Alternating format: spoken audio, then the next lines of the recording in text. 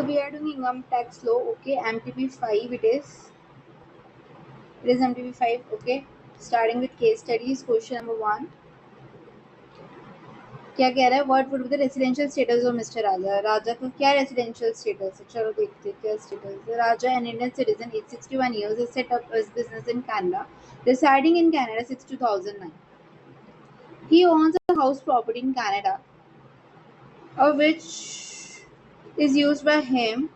Okay, half of which is used by him for his residence और half जो है वो रेंट पे दे रखा है 12 lakh. He purchased a flat in Delhi. He has house. Okay. तो आप देख सकते हो कि वो क्या है, एक तरीके से नॉन रेसिडेंट है. बट ये रेसिडेंट है या नहीं है, मतलब अगर वो, क्योंकि वो पूरे उसमें कनाडा में ही रह रहा है. बट जो कनाडा में रह रहा होता है, जिसका बिजनेस एम्प्लॉयमेंट वगैरह बाहर होती है, लेकिन वो कुछ समय के लिए आता है इंडिया. जैसे यहाँ पे लिख रखा है कि Raja visited India for 124 days during the previous year और विजिटेड इंडिया टोटल 366 डेज के लिए. तो हम इसमें कौन सा प्रोविजन लगाते हैं? 180 दिन वाला यहाँ पर 182 डेज वाला यहाँ पे प्रोविजन नहीं लगता है. यहाँ पे 60 डेज का लगता है 4 इयर्स के लिए और 365 डेज वाला, और 60 डेज की जगह यहाँ पे 120 डेज का मॉडिफिकेशन हो जाता है. ये 120 दिन अगर आप प्रीवियस ईयर में रहे हो तो, और 4 साल तक, अगर 4 साल लास्ट 4 इयर्स में अगर आप 365 डेज यहाँ से ज्यादा रहे हो तो आप क्या हो? रेसिडेंट हो. ठीक है, तो इसमें हमें देखना है कि इस साल ये कितना रहा है. इस साल ये रहा है 124 days, which is obviously more than 120 days. अब 4 साल का दे रखा है, यहाँ पे आप दे रखा है 366 डेज, जो कि 365 से ज्यादा है, यानी कि क्या हो गया? रेसिडेंट हो गया. और ऑब्वियसली इसके साथ साथ क्या होना चाहिए? 15 लाख आपकी इनकम. अगर 15 लाख से ज्यादा है तो ठीक है. अगर 15 लाख से, जो इंडिया के अलावा वाली हो रही, जो इंडिया की इनकम है वो 15 लाख से ज्यादा हो. ठीक है, 15 लाख से ज्यादा हो अगर आपकी इनकम, और साथ में आप 120 डेज रह रहे हो ईयर में, 120 डेज यहाँ से ज्यादा रह रहे हो, प्लस 365 डेज से ज्यादा रह रहे हो 4 इयर्स में, तो आप कहलाओगे NROR, non resident. Sorry, resident but not ordinary one. ठीक है, ऑर्डिनरी नहीं वो होते. तो हमें 3 कंडीशन देखनी, जिसमें से 2 तो फुलफिल हो गई. 120 दिन से ज्यादा भी रह रहा है, 365 डेज से ज्यादा रहा है 4 साल. ठीक है, अब देखना है 15 लाख वाला. वो कैसे पता चलेगा? 15 लाख में हम किसको इंक्लूड करते हैं? खाली इंडिया की इनकम को, एक्यूराइज ड्यू टू एक्यूरेज. ठीक है, तो देखते हैं. सबसे पहले उसको 12 लाख मिल रहे हैं, लेकिन वो कनाडा के उससे मिल रहे हैं, तो ये होगा? नहीं होगा. ठीक है, इसको हम नहीं इंक्लूड करेंगे 15 लाख में. चलो okay. He purchase flat in Delhi 13/10/2019 को लोन लिया था कनाडा बैंक से इंडिया में 34 lakh for purchase of this flat. Interest on such loan 314,000. Okay, principal payment हुई 80,000 की. Raja has given his flat on monthly rent 32,500. अब देख लो यहाँ पे HP की इनकम निकाल रही हूँ मैं, हाउस प्रॉपर्टी की. 32,500 इंटू 12, यही है 32,500. और उसने क्या बोला है? उसने इंटरेस्ट दिया है 314,000 का, 3,14,000 का. एनुअल प्रॉपर्टी टैक्स दिया है 40,000 का, यानी कि इसमें से इसका टैक्स भी माइनस हो जाएगा. कितने का था टैक्स? 40,000.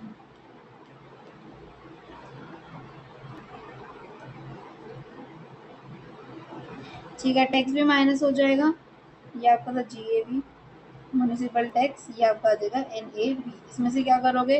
30% माइनस करोगे, और इसमें से क्या करोगे? 314,000 जो 24B में आएगा वो माइनस करोगे.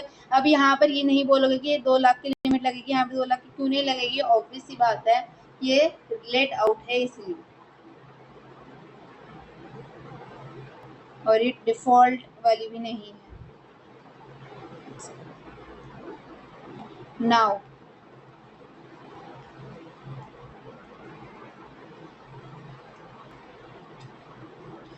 he had house in Ranchi which was sold on May 2022. In respect of this house, he received arrears of rent 296,000 का. ओके, उसको arrears of rent भी मिल रहा है 296 का. तो जो भी हमारी इनकम आएगी प्लस 296,000 भी आपकी इनकम हुई. arrears of rent का माइनस इसका भी 30% करोगे. और फिर इन दोनों का टोटल आपका हाउस प्रॉपर्टी का इनकम हो जाएगा। ठीक है, करते हैं सॉल्व इसको। देखो इसका क्या आएगा जी, ये भी 32,500 इंटू 12 3,90,000। ठीक है, उसके बाद 40,000।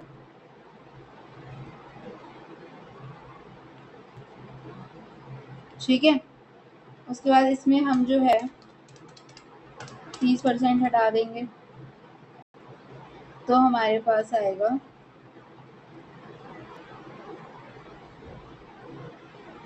ठीक है। उसके बाद इसमें हम 314,000 माइनस करेंगे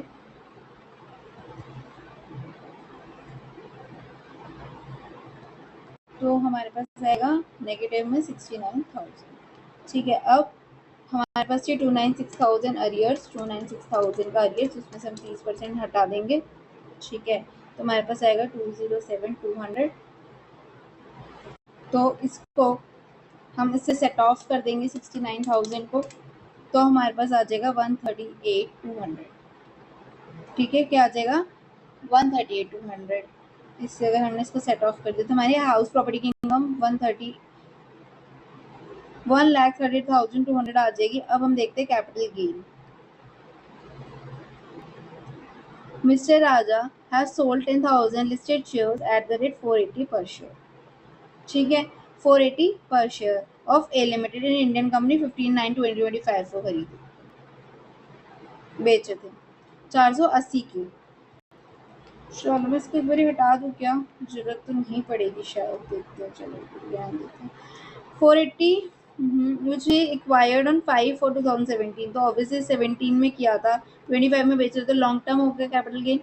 और 100 रुपये का खरीदा था, 480 में बेच रहा है। STD was paid at the time of acquisition as well as at the time of shares. Okay, उसके बाद आपके पास स्टॉक एक्सचेंज की वो भी दे रखी है, प्राइजेस हाईएस्ट एवरेज लोएस्ट। मैंने पहले भी बताया था हमेशा कौन सा लेते हैं, किस पे ध्यान देते हैं, हाईएस्ट वाले पे।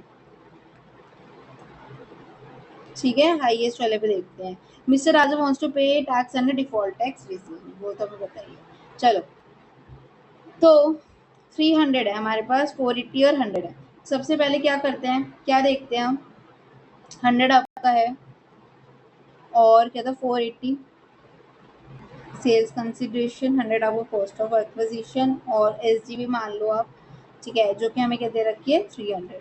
तो हम क्या देखते हैं, लोअर ऑफ हायर ऑफ, ऐसे देखते हैं। तो इन दोनों का लोअर क्या हुआ 300, 300 और 100 का हायर क्या हुआ 300। ठीक है, तो 300 हमारा क्या आ जाएगा, रेट आ जाएगा। अब 300 रेट है, 10,000 की है, तो हमारे पास कितना आ गया 300 इंटू 10,000।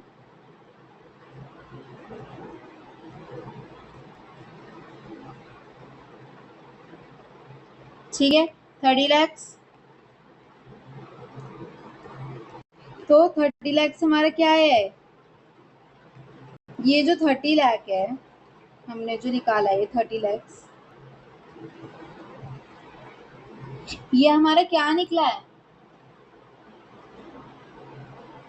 कि हमने इतने का सेल सॉरी वो इतने से हमने एक्वायर किया था, हमारी कॉस्ट ऑफ एक्विजिशन निकली है ना। हमारी सेल्स कंसिडरेशन कितनी थी, सेल्स कंसिडरेशन तो हमारी 480 थी, राइट 480 थी, 480 थी सेल्स कंसिडरेशन, 480 इंटू 10,000 यानी कि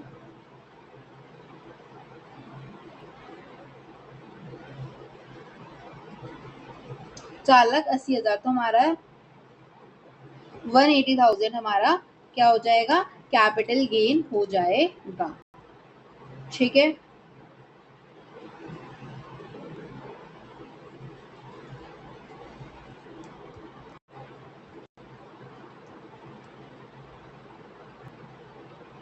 कितना आएगा 18 लाख। ठीक है, कितना है ये 48 लाख माइनस 30 लाख 18 लाख। चलो, यानी कि 18 लाख इसका हो गया और 18 लाख इसका प्लस 138 200 इसका। तो ऑब्वियसली ये 15 लाख से ज्यादा है, 15 लाख से ज्यादा नहीं है। क्या हो गया, अब RNOR आ गया हमारे पास। ठीक है, नेक्स्ट क्वेश्चन देखते हैं। इसको हटा के थोड़ा सा क्लटर को साफ करते इसके बाद।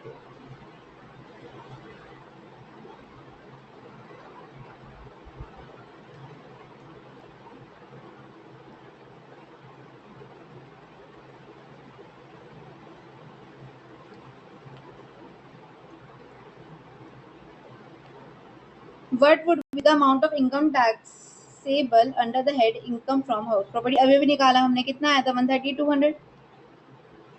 और what would be the amount of capital gain? Capital gain में भी निकाला हमने 18 lakhs।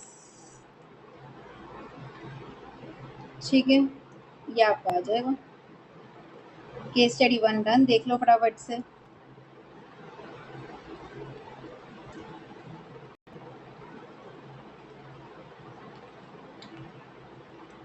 टोटल स्टे कितनी थी 124 days which is more then 120 days. ठीक है, 120 डेज या उससे ज़्यादा है। 4 प्रीसीडिंग ईयर्स में 366 days which is more than 365 days. Okay, then आपका है टोटल इनकम हमें कैलकुलेट करी तो दिल्ली और रांची की 130 200 आ रही थी और कैपिटल गेन हमारी 18 लाख आ रहा था। तो फिर हमने टोटल किया था 1938 विच इज एक्सीडिंग 15 लाख की थ्रेशोल्ड। ठीक है, under section 61 special provisions and Indian citizen visiting India whose total income other than foreign source exceeds 15 lakh and who stays in India for 120 days or more but less than 82 days, that is plus 365 days or in preceding 4 years, तो वो RNOR हो जाएगा। Furthermore 60C के according ये जो individuals होते हैं automatically क्या हो जाते हैं, resident but not ordinary resident. हमने कैलकुलेशन करी थी 390,000 थी, उसमें हमने म्यूनिसिपल टैक्स किया, हमारे पास नेट एनुअल वैल्यू आ गया, स्टैंडर्ड डिडक्शन करी, इंटरेस्ट ऑन लोन डाला, 69,000 नेगेटिव में आ रहा था यानी कि लॉस आ रहा था। तो 296,000 जो हमारे पास अरियर्स था उसमें से 30% हम लेस कर देते, standard deduction under section 25A वो करके हमारे पास टोटल सेट ऑफ करके हमारे पास क्या आया 138 200। उसके बाद ग्रैंड फादरिंग रूल के अकॉर्डिंग 55(2)AC लिस्टेड शेयर्स की बात हो रही थी जिसमें हमारी फुल वैल्यू ऑफ कंसिडरेशन कितनी थी वो तो हमने निकाली 480 से, लेकिन हमारी कॉस्ट ऑफ एक्विजिशन कैसे निकलेगी, actual cost lower of FMV। ठीक है, और सेल्स कंसिडरेशन तो उसके अकॉर्डिंग निकल गई। तो हमारे 300 आर था कॉस्ट ऑफ एक्विजिशन, तो हमने निकाला 30 लाख और 48 लाख पहले से ही था तो हमारा 18 लाख आ गया। नाउ कॉमन मिस्टेक्स क्या करते हैं, ignoring interest on let out property 15BC student mistakenly disallow 24B में under default tax regime. Disallowance जो है वो खाली सेल्फ ऑक्यूपाइड प्रॉपर्टी के लिए है। For let out property full interest is deductible using average price नहीं यूज करना है, हाईएस्ट प्राइस यूज करते हैं। Arrears of rent forgetting to deduct 30% standard deduction under section 25 on the arrears of rent received. ठीक है, 30% deduction करना ही करना है, 120 and 365 rule. Now case scenario 2 question पढ़ते पहले। What would the amount of deduction available to mister Anay under chapter 6 है। Okay, chapter 6 की हमें डिडक्शन बतानी है। TDS TCS का नेक्स्ट तो और क्या है, इंटरेस्ट चार्जेबल 234B में। ठीक है, क्वेश्चन रीड करते हैं, हमें तो वैसे ही क्या बताना, सबसे पहले डिडक्शन। मिस्टर अने एज क्या है 52 ईयर्स है, CEO of XYZ enterprises limited. During the previous year 25-26 he earned salary of 1 crore 65 lakhs and total long term capital gain on the sale of liquid listed equity shares STD पे हो चुका है amounting to 1,65,100। he earned interest of 4,82,778 on saving bank account. Further, he has provided the following information for filing his return. Mr. Ane has made the following payments: medical premium brother के लिए, parent के लिए, अपने और wife के लिए। ठीक है, इनकर किए हैं कितने प्रिवेंटिव हेल्थ चेकअप के लिए, PPF में भी दिए हैं, डिपॉजिट करें इतने इतने टायर 1 टायर 2 के NPS के लिए, और एडवांस चेक दे दिया है, deduction source okay. Shifts out of default tax regime under 115BAC यानी पुराने वाला है।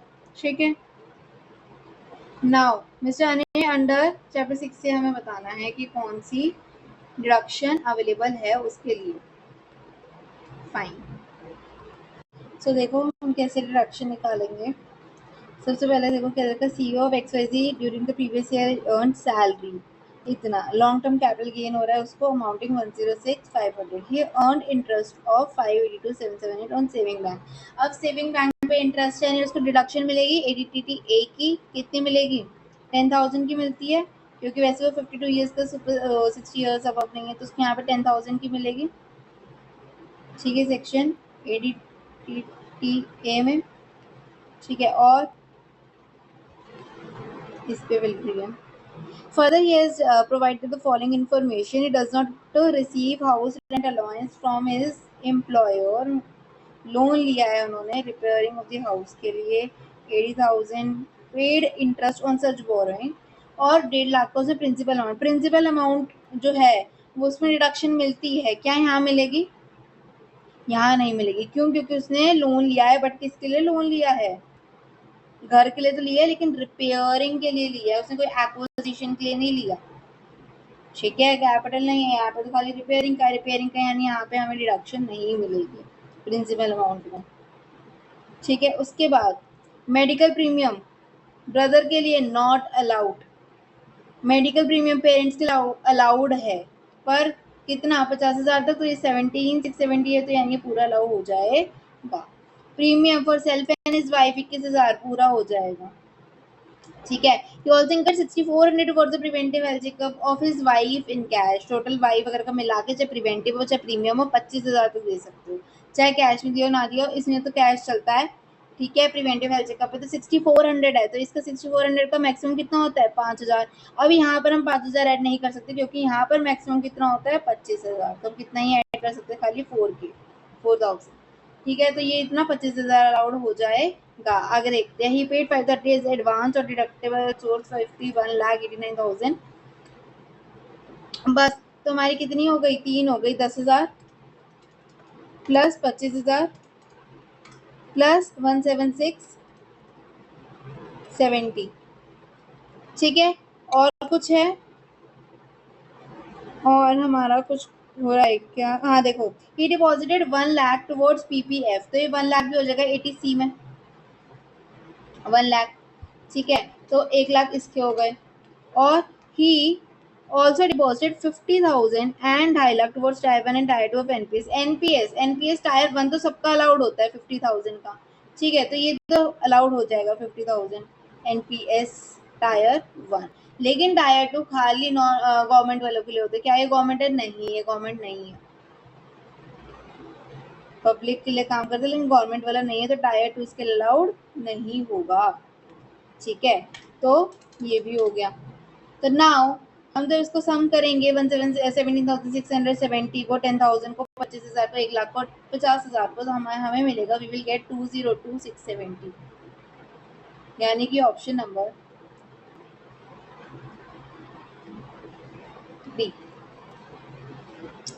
ठीक है, नाउ सेकेंड पार्ट क्या है? Assume that for the purpose of answering this question alone, खाली इस क्वेश्चन के लिए, इस पर्टिकुलर सेकेंड पार्ट के लिए, कि जो अने है उसको जो है रेंट देना 65,000 पर मंथ का for the rented house at Mumbai. ठीक है, रेसिडेंट इंडिविजुअल को is mister Anay liable to deduct TDS on such rent. ये जो 65,000 है, इस पे केस को रेंट काटने से, इंडिविजुअल है वो, और क्या बोलते हैं सैलरीड पर्सन है, और वो इसी से किससे ले रहा है? मिस्टर सी से ले रहा है, वो भी रेसिडेंट इंडिविजुअल है। टीडीएस ले रहा है on such rent. If so what would be the rate and amount of TDS? क्या कटेगा भाई? वो तो रेसिडेंट है और वो भी सैलरीड पर्सन है, तो नहीं कटना चाहिए। But 65,000 that is more then 50,000 rent है, मोर देन 50,000 होता है तो कटता है। किसमें? 194 आई बी में कितना परसेंट? 2% का, यानी 65,000 इंटू 12 इंटू 2%। ठीक है, तो देखते हैं 3.75 2%, और क्या है 5%, और नहीं कटेगा तो फिर हमें कैलकुलेट करने की तो जरूरत है नहीं। B part is your answer. ठीक है, next question, what would be What would be the amount of interest chargeable under section 234B on account of short payment of advances? 234B क्या होता है कि अगर 90% ऑफ द जितना भी amount देना है, जितना भी हमें टैक्स देना है, उसका 90% तक अगर पे हो रखा है, एडवांस टैक्स पे हो रखा है, तब तो ठीक है। लेकिन अगर नहीं तो हमें 1% के हिसाब से पेमेंट करनी पड़ती है 1 महीने की। यहाँ पर क्या देखना पड़ेगा? हमें कैलकुलेट करना पड़ेगा कि हमें कितना टैक्स देना था, उसका 90%। तो एक बार ही देखो नीचे क्या दे रखा है।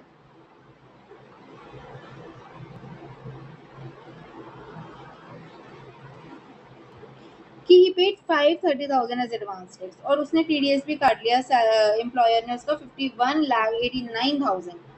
उसकी इनकम कितनी थी? उसकी इनकम थी 1,65,00,000 पूरी, ठीक है। और लॉन्ग टर्म कैपिटल गेन भी हुआ था उसको अमाउंटेड टू 106,500। इसको लॉन्ग टर्म गेन भी हुआ था 112 ए में। शॉर्ट एसटीडी पे कर दी थी उसने, ठीक है। लॉन्ग टर्म कैपिटल गेन इस पे।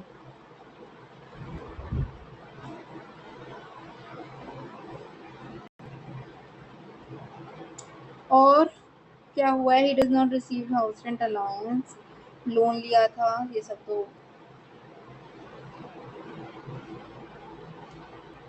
और उसको डिडक्शन भी मिली है, ठीक है। तो देखो उसको ये भी लेस होगा 51 लाख, और ये जो है यानी कि टोटल देखो 56 51 समथिंग, और ये 5 लाख टोटल हम मान सकते हैं कि मोटा मोटा 60 लाख रुपीज, 60 लाख का टैक्स जो है उसने दे रखा है, ठीक है।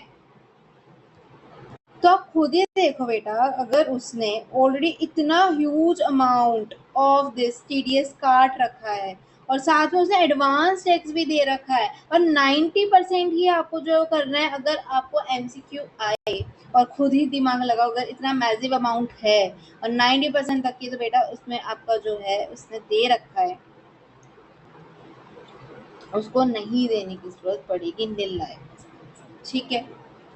बट अगर आपको करना है तो I am giving you a homework, ठीक है। आपको टोटल सारा जो इसकी सैलरी है वो निकाल के, उसका 50,000 लेस करके, कैपिटल गेन निकाल के, उसके डिडक्शन वगैरह को लेस करके, और भी जो भी आगे उसका ऊपर उसका सेविंग बैंक अकाउंट था उसकी इनकम आया फर्स्ट ईयर, सबका पूरा टोटल कैलकुलेट, टोटल इनकम इसकी टैक्स वगैरह कैलकुलेट करके लेस करके एडवांस टैक्स एडवांस पर मुझे आंसर बताओ कमेंट्स में, ठीक है। और अगर नहीं होता तो मैं फिर आप मुझे कमेंट में कर सकते हो, मैं पूरा फिर मेरा वीडियो बना के भेज दूँगी आपको, यहाँ जो आंसर पोस्ट कर दूँगी कि ऐसे होगा, ठीक है। अगर नहीं आया तो समझ। वैसे अगर एमसीक्यू है बेटा, खुद दिमाग लगाओ, 51 लाख, हाँ, उससे डिडक्ट कर रखे हैं इतने ज्यादा अमाउंट, जो 51,89,000 जो है उससे डिडक्ट कर रखा है, ऊपर से एडवांस टैक्स भी दे रखा है, और फिर 90% अमाउंट होता है 234B में, तो इतना आराम से उल्टा उसे ज्यादा ही पे कर रखा है इसमें, ठीक है। चलो डिटेल सोल्यूशन भी देख लेते हैं एक बार, चलो इसका। PPF 1 lakh allowed, housing loan principal payment repayment और ये रिपेयर के लिए होता है डिसअलाउड हो जाएगा, principal repayment deduction under section 80C only available for the loans taken on construction or purchase of residential house property not for repair or alteration, ठीक है। 80C से 1 लाख की हो गया आपका। सीसीडी 1B में क्या होता है आपका, टीयर 1 का तो आ जाएगा, मैक्सिमम हमारे इसमें 50,000 ही होता है मैक्सिमम, लेकिन उसे 50,000 दे रखा था, सबने वो अलाउ कर दिया। 2 में डिसअलाउड होता है नॉन गवर्नमेंट एम्प्लॉइज के, तो 50,000 आगे, ब्रदर नॉट एलिजिबल, पेरेंट्स के लिए पूरा अलाउड, सेल्फ के लिए 25,000 तक होगा, प्रिवेंटिव वाले को मिला के।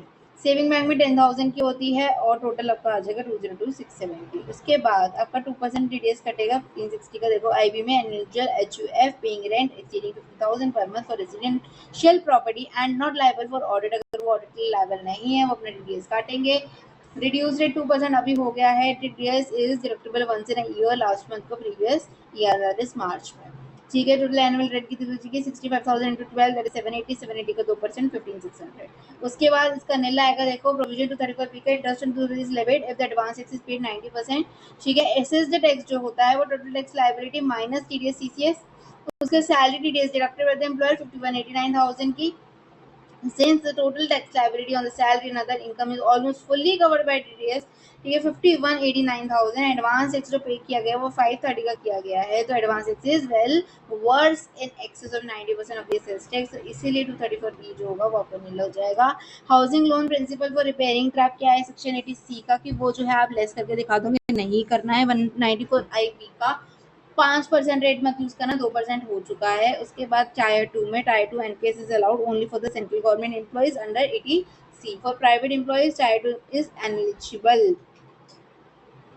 Always serve for the purpose of housing loan, interest under section 24B is allowed for repair up to 30,000, वो भी किसके लिए, self occupied in normal regime, but principal repayment repayment is strictly need for repair. ठीक है, कितना cell October और आपको 30,000 मिल जाते हैं नॉर्मल रिसीव में, जो 30% मिलता है ना। ठीक है, interest under section 24B repair के लिए। लेकिन जो प्रिंसिपल रिपेमेंट है एडीसी में वो तो नहीं होता है। उसके बाद ADC 2 purchase construction requirement 194B threshold 50,000 per month और उससे ज़्यादा हो मतलब तो आपको आईवी देना पड़ता है 2% टीडीएस रेट के हिसाब से। ओके, और टायर 1 टायर 2 तो मैंने बता दिया। नाउ स्टैंड अलोन एमसीक्यू आपका आ गया। आपको क्या बताना है? Compute the amount of income that shall be taxable if both the parents pay tax under default tax regime. अगर दोनों ही पेरेंट्स जो है वो डिफॉल्ट टैक्स रेजिम में पे कर रहे हैं तो आपको जो है बताना है कि उसकी tax total amount of income कितनी होगी। चलो देखो, पिया है एक माइनर चाइल्ड है, गेट्स अ गिफ्ट 20 लाख का उनके फादर के फ्रेंड से। On the same day the amount is deposited as FD के रूप में in Piya's bank account. On the set deposit interest of 13,000 was earn. Okay, in whose hand income of PR shall be taxable? Compute the amount of income that shall be taxable if both the parents pay tax under default tax regime. Income 20,11,500 की हो जाएगी पिया के father के पास, इतनी जाएगी पिया के फादर के पास, इतनी जाएगी tax in the hands of Piya's father और mother whose income before this clubbing is higher. ठीक है, income of 20,13,000 shall be tax in the hands of Piya's father और mother whose income before clubbing is higher. बताइए, देखो हम क्या बात कर रहे हैं अभी कि ये डिफॉल्ट टैक्स रिजीम है। डिफॉल्ट टैक्स रिजीम है क्यों बताया गया? क्योंकि हमें जो 1500 की डिडक्शन मिलती है, 1500 की एग्जम्पशन मिलती है, वो यहाँ पर अब नहीं मिलेगी। ठीक है, और हम यहाँ पर क्या करते हैं, क्योंकि ये माइनर चाइल्ड है तो हम क्लबिंग प्रोविजन लगाएंगे। क्लबिंग प्रोविजन लगाएंगे मतलब जिसकी भी इनकम ज़्यादा होगी उसको हम पे कर देंगे। कितने देंगे? 20,13,000। ठीक है, यानी 1500 क्योंकि माइनस है तो यानी 20,13,000 पूरे ही जाने हैं। 2011 नहीं देखेंगे और क्या देखेंगे? पिया के फादर के पास नहीं, जिसकी भी सादा होगी उसके पास, यानी कि ऑप्शन डी। ठीक है, पूरे का पूरा, क्योंकि हम कैंसिल नहीं करेंगे, मतलब 1,500 रुपये हम माइनस नहीं करेंगे और साथ में क्या कि क्लबिंग प्रोविजन अप्लाई होगी जिसकी भी इनकम ज़्यादा होगी वो। ठीक है, gift for non relative exchange 50,000 है, इसलिए 20 लाख को इंटरेस्ट करी उसकी 13,000, तो पूरे 20-13 जो होगी वो माइनर चाइल्ड की इनकम होगी। माइनर चाइल्ड की इनकम जो क्लब हो जाती है इन the hands of the parents, जिसकी भी टोटल इनकम ज़्यादा होती है बिफोर इंक्लूडिंग माइनस इनकम। ठीक है, default tax regime impact under default tax regime under section 15BC exemption of 1500 पर minor child is withdrawn not available, therefore जो entire 20-13 है वो किसके पास चला जाएगा? जिसकी भी इनकम ज़्यादा होगी। डिडक्टिंग 1500 नहीं होगा डिफॉल्ट टैक्स रिजीम में, प्लीज़ ध्यान देना। ठीक है, उसके बाद okay, 4th Rohit a resident Indian has incurred 15,000 for medical treatment of his dependent brother है उसका। ठीक है, okay, who is person with severe disability? Okay, severe disability when deposited 20,000 with LLC for his maintenance। Dependent है, severe disability भी है। Okay, और 20,000 रुपये deposit कर रहे हैं विद एलसी उसकी मेंटेनेंस के लिए। Rohit shift out of the default tax regime यानी कि ओल्ड टैक्स रिजीम में है। अब आपको बताना है, क्या बताना है? ये बताना है कि Rohit would be eligible for deduction under section 80DD the amount. आपको याद होगा अगर किसी बंदा कोई डिपेंडेंट है और वो सीवियर डिसेबिलिटी से है तो चाहे जितने मर्जी का खर्चा हो, जितना आपको दे रखा उतने का उतना आपको डिडक्शन अलाउ हो जाती है। That is your 125,000। कितनी? 125,000। चाहे 1,000 का ही खर्चा हुआ होगा तब भी आपको 125,000 की डिडक्शन मिल जाती है। चाहे आपको 25,000 कितने का भी हुआ हो आपको 125,000 की डिडक्शन मिल जाती है। और 2 लाख का होगा तब भी 125 मिलेगी। ठीक है, ज़्यादा होगा तब भी तो डिडक्शन क्या मिलेगी? 125,000 की। Section 80DD allows a flat deduction of the maintenance of including medical treatment for dependent person with disability. Actual expenditure incurred or deposited is completely irrelevant. Normal disability 40% or more but less than 80% is 75,000। 80% ज़्यादा को severe disability कहते हैं, जिसकी 125,000 है। Since the brother have severe disability, Rohit जो है वो 125,000 के एलिजिबल हो गया।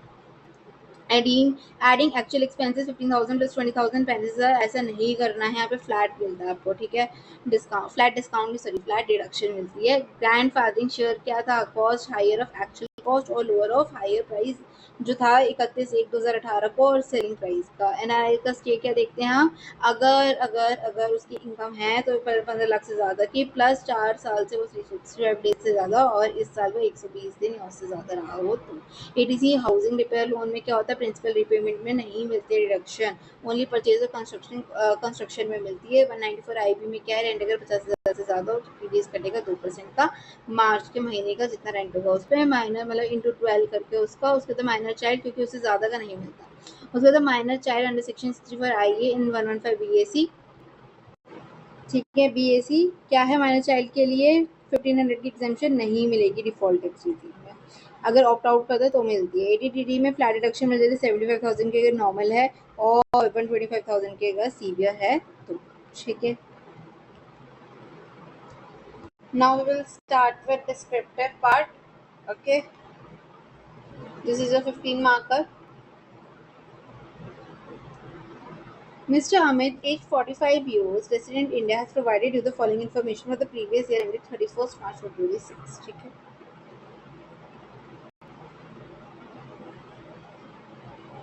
he received royalty of 2,88,000 from abroad for a book authored by him. Okay, उसने book लिखी authored by in nature of artistic.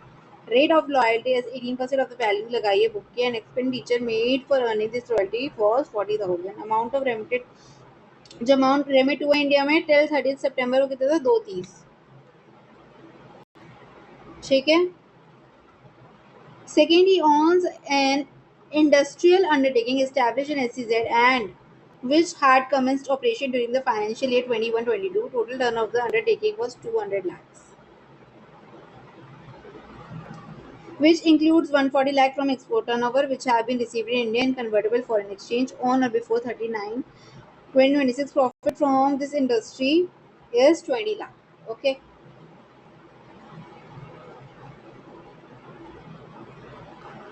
Received 30,000 as saving bank deposit.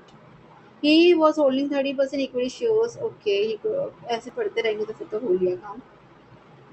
Pay tuition fee. You are required to compute the total income and tax liability Mr. Amit की normal provisions में of the act for 26-27 normal provisions में करने हैं. ठीक है, normal provisions mean old tax regime. Normal provisions means old tax regime. Okay, old tax regime है यानी इसके अंदर AMT भी कैलकुलेट होगा. हाँ जी होगा. ठीक है, इसलिए एक दिया, नहीं तो हो सकता था कि दो भी दे देते, कुछ खास बात नहीं है इनके लिए. तो computation of total income for of mister Amit for assessment day 26-27. सबसे पहले मैंने क्या बोल रखा आपको, हाउस प्रॉपर्टी की बात करेंगे. हाउस प्रॉपर्टी कहीं भी गिवन है,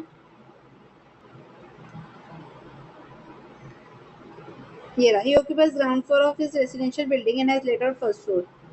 ठीक है, लेट आउट की कौन सी की है, फर्स्ट फ्लोर की है जिसका एनुअल रेंट है 228. म्युनिसिपल टैक्सेस दिए 60,000 के for the current financial year. Both floors are equal size. Municipal taxes 60,000 दोनों फ्लोर्स के लिए होंगे तो यानी इसको हाफ कर देंगे, राइट. और जो रेंट है 228 वो किसका मिल रहा होगा, लेट आउट वाले का मिल रहा होगा. तो वी विल गेट एनएवी और एनएवी में डिडक्शन मिल जाएगी हमें 30%. सॉरी, एनएवी के बाद हमें डिडक्शन मिल जाएगी 24 में 30%. और जो सेल्फ ऑक्यूपाइड था क्योंकि ये डिफॉल्ट है तो एनुअल वैल्यू तो नील रहेगी, है ना. और जो म्युनिसिपल टैक्सेस है उसका क्या होएगा, उसमें भी कोई डिडक्शन नहीं मिलेगी और कोई इंटरेस्ट है वो नहीं है. ठीक है, तो हाउस प्रॉपर्टी का देखो, लेटर पोर्शन 50% फर्स्ट फ्लोर का 50% देखो, ग्रोस एनुअल वैल्यू जो 228 ली गई है और जो म्युनिसिपल टैक्सेस पेड की है 50% मिलेगा 60,000 यानी 30,000. नेट एनुअल वैल्यू की डिडक्शन करेंगे 30% ऑफ एनएवी विच इज 138,600 आ जाएगा आपके पास. और सेल्फ ऑक्यूपाइड में आपका एनुअल वैल्यू नील आएगी, ना ही कुछ घटेगा वटेगा, कुछ नहीं होएगा. No deduction is liable in respect of municipal taxes paid on a self occupied portion. Okay okay, तो आपका ये वाला हो गया. Now house property done. अब बात करते हैं पीजीबीपी की. सबसे पहले ठीक है, income from SEZ unit. He owns an industrial undertaking SEZ मिला उसको which commenced operations during the financial year 21-22. Turnover कितना था, 200 लाख. हाँ, टर्नओवर का कितना था, 200 लाख.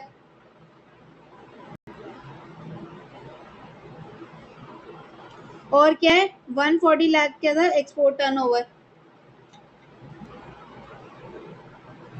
विच has been received in India convertible कितने में हुआ 3 9 से पहले हो गया था। प्रॉफिट कितने का और इंडस्ट्री में 20 लाख का। तो क्या लेंगे हम, टर्नओवर लेते हैं, नहीं पीजीबी में प्रॉफिट लेंगे, प्रॉफिट तो 20 लाख। कितना लेंगे हम profit from the industry 20 lakh. ठीक है, ये सब गुमराह करने के लिए। तो 20 लाख का हमें पीजीबीपी हो रहा है। Profit from SEZ unit commenced operation का 21-22 में। Section 10A deduction was available only for the unit setting operations on or before 31 मार्च 2020, जिसका सेटअप कब हुआ 2020 या उससे पहले। इसका तो 21-22 में बना है, इसमें डिडक्शन हमें नहीं मिलेगी और हमें पूरा का पूरा प्रॉफिट लेना पड़ेगा। 10A की यहाँ पे कोई भी डिडक्शन नहीं मिलेगी, जो हम कैलकुलेट वगैरह करते हैं वो सब नहीं होंगे। ओके, 20 लाख पूरा जाए। क्यों? क्योंकि यहाँ पर क्या है, बहुत इंपॉर्टेंट बात है, ये ध्यान रखना। 31/3/2020 से पहले होना चाहिए आपका सेटअप।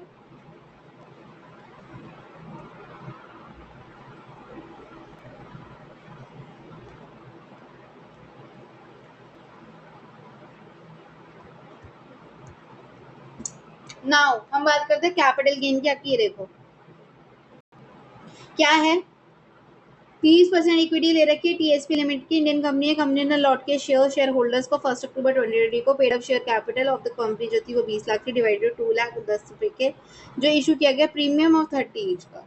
सोल्ड उसने बेच दिए शेयर 60 के, 60,000, 30% कितना हुआ 2 लाख शेयर्स का 60,000, 60 पर शेयर के बेच दिए, यानी कि 36 लाख की सेल्स कंसिडरेशन आ गई। कॉस्ट ऑफ एक्विजिशन कितना आएगा, कितने में एक्वायर किया था, कुछ दे रखा है वैसे एसटीवी वगैरह नहीं दे रखा हमें, तो हम क्या लेते हैं 10 रुपए में 30 रुपए की प्रीमियम वैल्यू, यानी 40 में प्रीमियम वैल्यू लेना मैं मारूंगी अगर 10 रुपए लिए खाली तो 10 + 30 आएगा। ठीक है, 40 रुपए लेंगे कॉस्ट ऑफ एक्विजिशन, तो कितना आ गया इसका हमारे पास, क्या आ जाएगा कैपिटल गेन 12 लाख। 12 लाख क्या हो गया, लॉन्ग टर्म कैपिटल गेन है क्या, उसने कब लिए हैं देखो 2020 में, बेच कब रहा है 2025 में, तो ऑब्वियसली आपका एलटीसीजी अंडर सेक्शन 112A आएगा, जिसमें जो शेयर है वो 12 मंथ से ज्यादा के लिए लिए हैं, तो 12 लाख का आपका क्या आ जाएगा कैपिटल गेन आ जाएगा।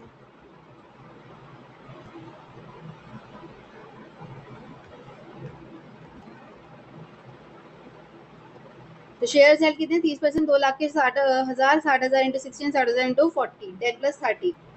ओके, तो आपका आ गया 12 लाख। डन, कैपिटल गेन भी हो गया। अब किसकी बात करें, अब आईएफओएस में आते हैं रॉयल्टी पे। ठीक है, रॉयल्टी फ्रॉम आर्टिस्टिक बुक्स आपकी आ जाएगी, देखो लिख रखा है ना author in the nature of artistic. Royalty कितनी मिल रही है उसको 288 की। ठीक है, एक्सपेंसेस उसको कितने के हो रहे हैं 40,000 के, और रेट ऑफ द रॉयल्टी कितना है 18% की रेट है। ठीक है, तो यानी कि क्या रॉयल्टी 288,000, 288,000 और उसका एक्सपेंस कितने का हो रहा है 40,000 का, तो यानी कितना आ जाएगा उसके पास 248,000। आपकी रॉयल्टी इनकम आ गई। एक्सपेंसेस को क्या कर देंगे हम, लेस कर देंगे। करना है लेस, सोचो कि नहीं करना हो, करना है लेस। ठीक है, क्या लेस करना है, आगे क्यूक्यूबी में डिडक्शन आएगी वो कर लेंगे, पहले वो देखो कितना दे रखा था, मैंने तभी मार्क किया 18% मार्क कर रखा है। 18% मिलता है क्या, 18% थोड़ी ना मिलता है, 15% मिलता है। अलाउड जो होता है 15% अलाउड होता है, आपने 18% कर रखा है, तो जो 15% अलाउड होता है उसको हम क्या कर देंगे, लेस कर देंगे। और जो 40,000 हमने यहाँ पे ऑलरेडी जो डिडक्ट कर दिए किस चीज के खर्चे के, उसको हम क्या कर देंगे, एड बैक कर देंगे, क्योंकि वो 40,000 नहीं लेते। यहाँ तो आप डिडक्शन नहीं ले रहे हो पूरे। ठीक है, डिडक्शन आपने ले ली तो आप खर्चा किस बात को बोल रहे हो कि भाई हमारा तो 40,000 का खर्चा हो गया। अरे भाई तुम्हें दे तो रहे 15% तुम्हारा, तुम 40,000 का खर्चा क्यों बता रहे हो, अब तुमने 40,000 क्लेम कर लिया है, तो हमें उधर से हमें ऐड कर देना उसमें से 40,000 अपना। ठीक है, ये करना। और ये नहीं है कि आपने कहीं ये दिखाया हुआ ही ना, प्रेजेंटेशन की बात आ जाती है, प्रेजेंटेशन में आपको ऊपर खर्चा माइनस करना पड़ेगा, क्योंकि दिखाना है हमें खर्चा हुआ है भाई 40,000 का। तो पहले माइनस करोगे और फिर नीचे जाके डिडक्शन क्लेम करोगे 15% की, उसमें क्या करोगे डिडक्शन में माइनस कर दोगे 40,000। मतलब मान लो आपका डिडक्शन आ रहा है, मान लो जैसे मैं इसी का ले लेती हूँ, मान लो क्या इसी का ले लेती हूँ मैं, 288,000 है राइट, 288,000 है हमारे पास रॉयल्टी, ठीक है। तो क्या है इसका, इसका हमारे पास 18% है, तो वो हमारा जो आ जाएगा सेल्स आ जाएगा, उसका खाली 15% अलाउड है ना, 18% नहीं है 15% है, तो ये है यानी कि कितना 2,40,000 इतना अलाउड है, ठीक है। बट एक और चीज दे रखी थी, अब देखो क्या देखोगे आप इसमें, आप ये देखो बेटा कि इसने बोले कि खाली 2-30 ही लाए, हमने क्या बोला होता है जितना रेमिट किया है उतना ही अलाउड करेंगे, जितना रेमिट किया है उतना ही अलाउड करेंगे, यानी कि 230 किया है तो 230 ही करेंगे, यानी कि 2,40,000 नहीं होगी अब डिडक्शन, 230 की होगी, तुम तो इतना ही लाए हो तो 230 ही करेंगे, और जो तुमने 40,000 रुपये ले लिए हैं भाई वो उसकी डिडक्शन थोड़ी ना देंगे हम, तो उसको लेस कर दोगे, यानी 1,90,000 की तुम्हें डिडक्शन मिलेगी। ये भी नहीं है देखो कि पहले तुम क्या कर रहे हो, 24,000 है, सॉरी आपकी कितनी है ये 2,40,000 है, 2,40,000 में से हम लेस कर रहे हो 40,000 कि 2 लाख है, अब तो कर ही सकते हैं 230 की रेमिट हुई है, नहीं ऐसे मत कर देना कि पहले आप एक्सपेंस माइनस कर रहे हो फिर उसके बाद बोल रहे हो 2 लाख ही तो है, हमने तो 230 लाया है, फिर तो हमें 2 लाख की एग्जाम्पशन मिल ही सकती है। नो, पहले हमें क्या करना है 2,40,000 जो हमारे पास डिडक्शन आई है उसको कंपेयर करेंगे, ये लाया कितना, रेमिटेंस कितना हुआ है, उसके बाद 230 है उसको हम माइनस करेंगे रेमिटेंस को विद एक्सपेंस जो ऑलरेडी हमने अलाउ कर रखा है as a reduction by computing royalty income. Okay, तो देखो अब तो ये पूरा पॉइंट ही हो गया, तो मैं डिडक्शन पे लेके ही जाऊंगी अब आपको, ठीक है। देखो IFOS में देखो पहले आपकी आ रही है रॉयल्टी फ्रॉम आर्टिस्टिक बुक कितनी 288, उसमें से हमने लेस कर दिया 40,000 का आ गया 248,000, ठीक है। अब गए हम डिडक्शन पे, क्यू बी ये royalty income, royalty restricted to 15% rate पे 288,000 को डिवाइड करेंगे 18 से, मल्टीप्लाई करेंगे 15% से, 240 आ गया। अब जो 240 है ठीक है उसका इसने प्रोपोर्शनेट बेसिस पे कर रखा है, इसको रहन के हम अगर इसी तरीके से समझे देखो आएगा 190 ही, प्रोपोर्शनेट बेसिस पे ना करके हम इसको कर रहे हैं not eligible for foreign royalty कितना, देखो इसको छोड़ के अगर मैं आपको वैसे बताऊं कि हमने खाली 230,000 ही रेमिट किया है, कन्वर्ट किया है, ठीक है, तो हम इन दोनों में से कौन सा लेंगे लोअर, या बोलते जितना रेमिट किया उतना मैक्सिमम हम कर सकते हैं, तो 2-30,000 उसमें से हम माइनस करेंगे 40,000 को, वी विल गेट 190,000, ठीक है। क्या लिखोगे और but will you write is royalty restricted to the amount bought into India in convertible foreign exchange, that is here rupees 2,30,000 minus rupees 40,000 expenses already allowed as deduction while computing royalty income. Okay.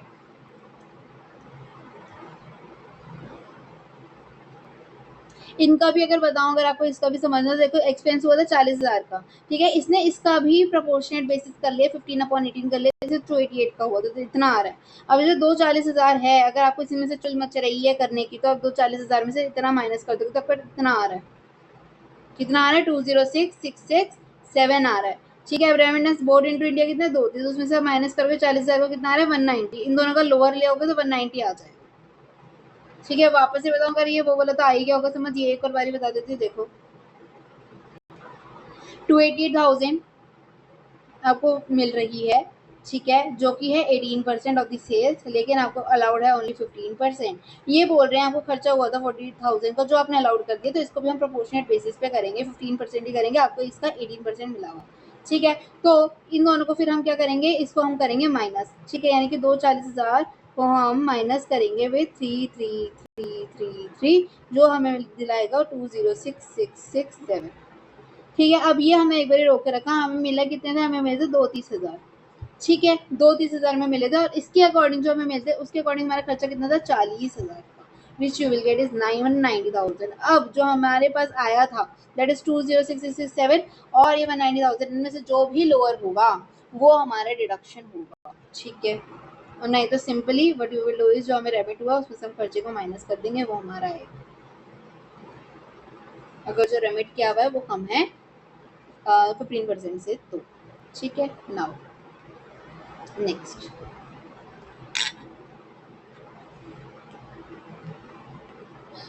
हमें 30,000 मिले हैं as saving bank deposit.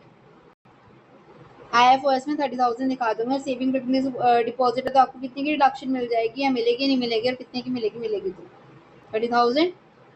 Yes, ठीक है. अब हमें जो वो है सेविंग बैंक सेविंग डिपॉजिट उसमें क्या मिलेगा, TTA में कितनी मिलती है 10,000 की.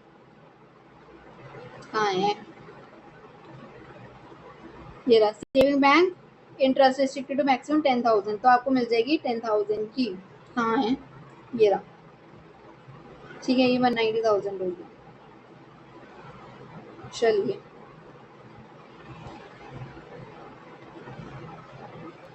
He paid insurance premium of 39,000 on life insurance policy of son. सन की अपने बेटे के लिए उसने लाइफ इंश्योरेंस पॉलिसी ली है. ठीक है, who is not dependent on him and 48,000 on life insurance policy with dependent father. एक बेटे के लिए और एक पापा के लिए लिया. बेटे के लिए अलाउड होगी, यस होगी. पापा के लिए अलाउड होगी, डिपेंडेंट है वो, not allowable. Insurance premium paid on life insurance policy of son is allowable even though वो not dependent हो. डिपेंडेंट ना हो तब भी, लेकिन अगर पापा है वो डिपेंडेंट है तब भी उनके लिए अलाउड नहीं है, even the father is dependent on him. ठीक है, इसके लिए हम कौन से में लिखते हैं, 80C में. ठीक है,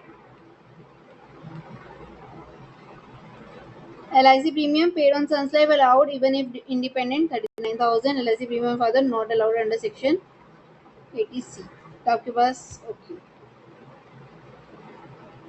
now he paid tuition fee of 42,000 for his 3 children to a school, fee being 14,000 per annum per child.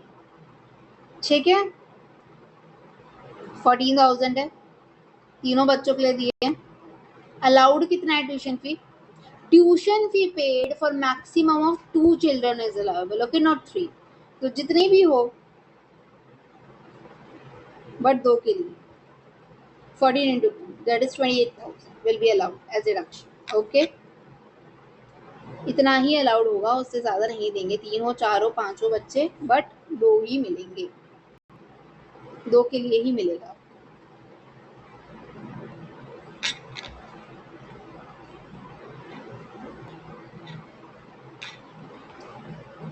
ये हो गया. कहाँ आएगा, 80C में tuition fee paid to 2 children maximum 2 allowed 14 into 2 28,000, तो टोटल आ जाएगा 67,000. ठीक है, नाउ आपके IFRS आपकी हाउस प्रॉपर्टी की इनकम आ गई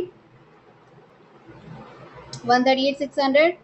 ओके, आपका PGBP आ गया 20 लाख, आपका कैपिटल गेन आ गया 12 लाख, आपका IFOS आ गया 278,000 और टोटल ग्रोस टोटल इनकम आ जाएगी 36,16,600 और आपकी डिडक्शन टोटल आ जाएगी 2,67,000 जो कि आपकी टोटल इनकम कंप्यूट हो रही है 33,49,600. अब हमको ओल्ड टैक्स रिजीम के हिसाब से करना है. ओल्ड टैक्स रिजीम के हिसाब से LTCG 112A लेंगे जो कि आपका कितना आएगा 112A LTCG 12.5%. कब ली थी, बाद में ली थी ना, इसलिए. ठीक है, इसके अंदर क्या 125,000 का क्या करेंगे, माइनस करेंगे पहले, तो उसको हमने लेस करना है पहले. एग्जाम्पशन लिमिट 125,000 की, उसके बाद 12.5% लगाएंगे, फिर बाकी जो रिमेनिंग 49,600 बचेगा उसके अंदर हम 2.5 लाख नील, 2.5 से 5% 5 से 10 लाख 20%, 10 से 21 49,600 तक 30% लगेगा. और क्योंकि 50,000 से ज़्यादा नहीं इसमें सरचार्ज नहीं लगेगा. उसके बाद HECC लगाएंगे, हेल्थ और एजुकेशन सेस लगाएंगे 4% का. टोटल टैक्स लायबिलिटी आ जाएगी. अगर हमें जरूरत पड़ी तो हमें राउंडिंग ऑफ भी करना पड़ेगा. ठीक है, हमने देखो राउंड ऑफ किया. इसका भी सेक्शन होता है 288 भी, अगर याद रहे तो बहुत अच्छी बात है, नहीं तो it's okay. 615 430 okay, now we will do A and C for Amit. ठीक है, एडजस्टेड टोटल इनकम निकालेंगे, उसके बाद इसका हम मिनिमम टैक्स पेएबल निकालेंगे. कंपटीशन एडजस्टेड टोटल में हमें क्या करना होता है, क्यूक्यूबी को हटा देंगे, 10 ए की होती है उसको हटा देंगे, 10 ए के भी लग नहीं रही है, तो क्यूक्यूबी जो है उसको हम ऐड बैक कर लेते हैं. तो हमारे पास क्या आया था, हमारी इनकम कितनी आई थी, 33,49,600. ठीक है, उसको हम ऐड बैक करेंगे. क्यूक्यूबी कितना था हमारा, 190. उसको हम ऐड बैक कर देंगे तो हमारा कितना आ जाएगा, 35 समथिंग, 35 39,600. एएमटी कितना लगता है, 18.5%, वो लगा देंगे. फिर उसका 4% से एएमटी हमारा आ गया 681,020, और यहाँ पे हमारा कितना है 615. तो ऑब्वियसली वो वाला टैक्स ज़्यादा आ रहा है, मिनिमम हमें 681 दे, सॉरी ये वाला ज़्यादा दे, तो हमें 681 देना पड़ेगा, मिनिमम इतना तो देना ही है. तो since the regular income tax payable is less than the alternative minimum tax payable, तो इससे adjusted total income shall be deemed to be total income, और टैक्स जो है वो 18.5% लगेगा और सेस भी लगेगा उस पर. ठीक है, और लाइबिलिटी जो है 115 JC के अकॉर्डिंग 681,020 लगेगी, और आपको उतना देना पड़ेगा. और आपको क्रेडिट कितने का मिल जाएगा, क्रेडिट मिलेगा 681 माइनस जो आपकी ओल्ड टैक्स रिजीम की इनकम टैक्स था, विच इज 65,509. इतने आपको क्रेडिट मिल जाएगा, कैरी फॉरवर्ड हो जाएगा. ठीक है, और 681,020 आपको देना पड़ेगा. Right now show separate working notes. QQB का फॉर रेमिटेंस 15% सीलिंग होती है. Not explicitly section 810A was discontinued for the year starting 31/3/2020. याद रहना चाहिए. AMT under section 115 GC and state the AMT credit amount also. ठीक है, 15 out of 15 लाने के लिए. ट्यूशन फी लिमिट कितनी है, claiming tuition fee for 3 children नहीं होगा, 2 चिल्ड्रन के लिए अलाउ करेंगे. 86 strictly limits tuition fee, deduction होगी maximum 2 children. Life insurance premium on the parents claiming LIC premium paid for the father in section 80C नहीं होगा. फादर की life is not eligible under 80C, only self spouse and child. LDCG 1128 actual क्या होता है, old 10% था, अब 1 लाख, और fine इसमें क्या हो गया 12.5% और 1 परचेज. ठीक है, adjusted total income and GST, फिर annual. Okay, now question number 2A, 6 mark का रेजिडेंशियल पे है. Residential status, Miss Ria, aged 62 years and की, born and brought up in New Delhi. She got married in Russia in 1996 and settled there since. Since her marriage, she visits India 60 days के लिए each year. 60 दिन आती है हर साल summer break में. Following the details, income दे रखी है, अब रेजिडेंशियल स्टेटस उनकी टोटल इनकम कैलकुलेट करनी है. सबसे पहले मुझे ये बताओ, इंडियन सिटीजन है कि नहीं है, पर्सन ऑफ इंडियन ऑरिजिन है कि नहीं, विजिट कर रहे हैं इंडिया में, जिनकी टोटल इनकम 15 लाख से, इंडिया की इनकम 15 लाख से ज़्यादा नहीं है, वो भी क्या होंगे, resident in India only if he or she stays in India for period of 182 days or more during the previous year. ठीक है, अगर उनकी total income other than foreign sources 15 lakh से ज़्यादा है, वो रेसिडेंट इंडिया होगी अगर वो 120 दिन या उससे ज़्यादा रह रही हूँ और 4 साल में 365 डेज या उससे ज़्यादा रह रही हो. क्या बोला मैंने, सबसे पहले हम क्या देखते हैं, अगर वो 182 डेज से ज़्यादा रह रही, अगर उनकी 15 लाख की इनकम कम है तो 15 लाख की इनकम कम, 182 डेज चेक करो. दूसरी, अगर 15 लाख से ज़्यादा है तो 120 दिन देखेंगे और 4 साल की 365 डेज और मोर, 3 चीज़ें आ जाती है. ठीक है, अब रिया है वो 60 दिन के लिए आ रही हैं, क्या हो गई, ऑब्वियसली वो नॉन रेसिडेंट, दोनों में से कुछ भी, चाहे 15 लाख ज़्यादा हो ना हो, एक तो 120 दिन था, एक 182, ऐसे दोनों ही नहीं हो पाएंगे ना 60 दिन में, तो वो ऑब्वियसली क्या हो गई, नॉन रेसिडेंट हो गई. और नॉन रेसिडेंट किसके लिए लायबल होता है टैक्स इंडिया में, income received or deemed to be accrue arised in India. ठीक है, तो अब उसके लिए pension receive from Russian government क्या अलाउड होगा, मतलब क्या टैक्सेबल होगा, नहीं होगा obviously. Long term capital gain sale of land at New Delhi, computed दे रखा है, न्यू दिल्ली में है, हाँ होगा, कितना 3 लाख. उसके बाद शॉर्ट टर्म कैपिटल गेन होना on sale of shares Indian listed company का रिस्पेक्ट ऑफ एसटीडी पे किया था as at the time of sale, होगा, हाँ होगा भाई, इंडियन कंपनी है. Premium paid for self Russian life insurance corporation at Russia होगा, नहीं होगा, नहीं होगा, ठीक है। उसके बाद प्रीमियम होगा ना 75,000 का। Then rent received equivalent to annual value in respect of house property in Delhi, New Delhi में 90,000 का, जिसमें लेस करोगे 30%, उसका जो भी आएगा माइनस करने के बाद वो होगा टैक्सेबल, ठीक है। तो आप क्या करोगे इसमें, देखो रिया पर्सन ऑफ इंडियन ओरिजिन है, रिसाइडिंग इन रशिया ड्यूरिंग 25-26, वो कितने दिन रह रही है, 60 डेज ही रह रही है। सिंस द स्टे इंडिया कितना है, लेस देन 120 डेज है and less than 120 days for the special visiting PIO person of Indian origin category, she fails the basic condition of 6 month, इसलिए वो नॉन रेसिडेंट हो गई है, नॉन रेसिडेंट हो गई है। तो उसके अकॉर्डिंग सैलरी में pension from Russian government accrue outside India received outside India, ठीक है, not taxable since it is neither accrue or arise in India nor it is received in India. ठीक है, हाउस प्रॉपर्टी में देखो received in India थी, जैसे 90,000, उसमें से हम स्टैंडर्ड डिडक्शन 30% का लेस करेंगे 63,000। ये भूल के मत कर देना कि 30% माइनस मत करो, ना करो तुम कि नॉन रेसिडेंट है उसको थोड़ी ना मिलेगा, नहीं सबको मिलता है अगर उसकी इनकम एलिजिबल है, इंडिया में टैक्सेबल है तो। उसके बाद capital gain, long term capital gain, sale of land in New Delhi कितना, 3 लाख, ठीक है, टैक्सेबल क्योंकि deemed to accrue in India as it is arising from transfer of land situation in India, situated in India. Short term capital gain on sale of listed equity shares 111A में 60,000 ये भी होगा क्योंकि deemed to accrue in India, transfer shares of Indian listed company है। तो आपके growth total income आ जाएगा, deduction मिलेगी क्या सैलरी की, नहीं मिलेगी डिडक्शन चैप्टर 6 से, including ATC are not available, किसके लिए, डिफॉल्ट टैक्सेस ही 115 BAC में वैसे भी। तो आपको 423,000 पे करने पड़ेंगे आपको, यानी उसको वो जो भी है प्रिया नाम था ना। टैक्सिंग फॉरेन पेंशन के including Russian pension in India, total income for a non resident foreign salary pension accrue received abroad is not taxable in India. और डिफॉल्ट टैक्स है इसे LIC प्रीमियम जो था ATC का 115 BAC में ATC is disallowed. Now to B 4 marker क्या है, 52 years के हैं Sameer, provide you the following information requires you determine advance tax liability, आपको बतानी है विद ड्यू डेट्स, ठीक है। एस्टिमेटेड टैक्स लायबिलिटी कितनी है, 80,000 है, टैक्स डिडक्शन एट सोर्स 12,000।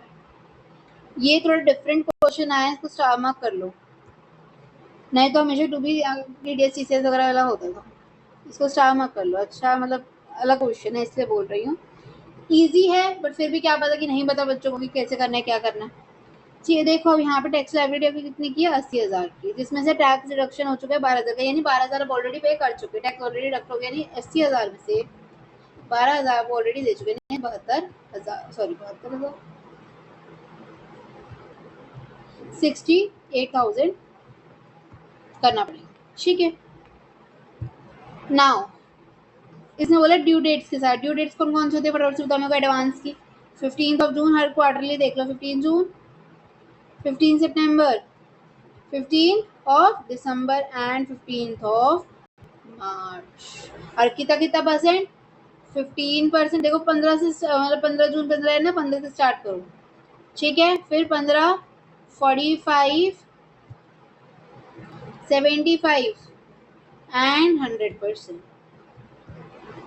ठीक है। इससे इतनी इतनी होनी चाहिए। नाउ 68,000 का 15% करो,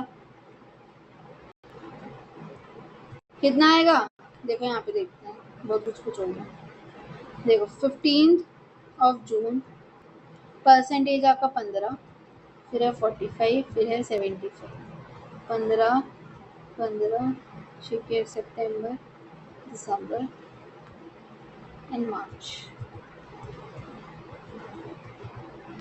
आपका कितना था, 68,000 का 15%, 10,200, 68,000 का 45%, लेकिन इसमें से हम 10,200 दे चुके हैं, तो वो माइनस करके आप शो करोगे कितना आएगा, 20,400। ना इसका 75% आएगा आपके पास 51,000, ठीक है, और आप ऑलरेडी कितना दे चुके हो, 68,000, 68,000 ही सॉरी, कितना दे चुके हो आप दे चुके हो 20,400 और 10,200, और नहीं तो आप डायरेक्टली 3600 भी लिख सकते हो, ठीक है। तो आप लिखोगे कितना आएगा इसको करके, 20,400 ही आ रहा है अगेन, नाउ 100% कितना आएगा 68,000, उसमें आप माइनस कितना कर दोगे 2400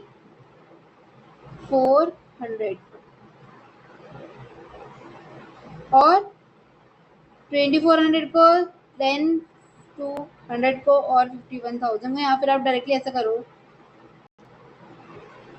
कंफ्यूजन ना हो आपको, 51,000 को कर दो इकट्ठे, ठीक है। जो भी आप यहाँ पे पेमेंट कर रहे हो ना उसको लेस करते हो, क्योंकि वो आप ऑलरेडी पे कर चुके हो, तो आपका आ जाएगा 17,000।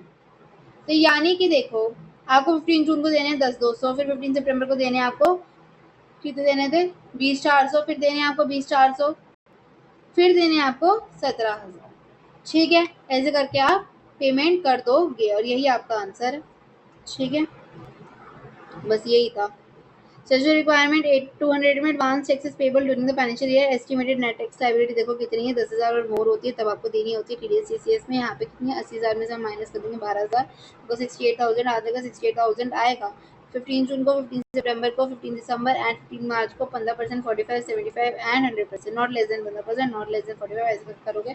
क्यूमुलेटिव कलर देखो, क्यूमुलेटिव दे रखा है और इसमें वैसे भी दे रखा है, दोनों तरीके से दे रखा है। देखो 10, 30, 51 एंड 68, इसमें से 10 आएगा, फिर देखो 30 में से आप क्या माइनस करोगे 10,200 करोगे, फिर उसके बाद 51 में से कितना माइनस करोगे 3600 करोगे, 68 में से 51,000 करोगे। ठीक है, ऐसे कैलकुलेट हो जाएगा आपका 15, 45, 75 एंड 100। नाउ 3A, क्या compute the following assessment year ना, वो claim of depreciation capital gain liable to tax or deduction available under section 35 if he has shifted out of the default tax regime. Default tax regime से अगर वो out हो गए तो। ठीक है, सबसे पहले डेप्रिसिएशन का मतलब चलो देखते हैं, तो पढ़ते ही हैं क्या है डेप्रिसिएशन, फिर देखेंगे फर्स्ट पार्ट इसका डेप्रिसिएशन का।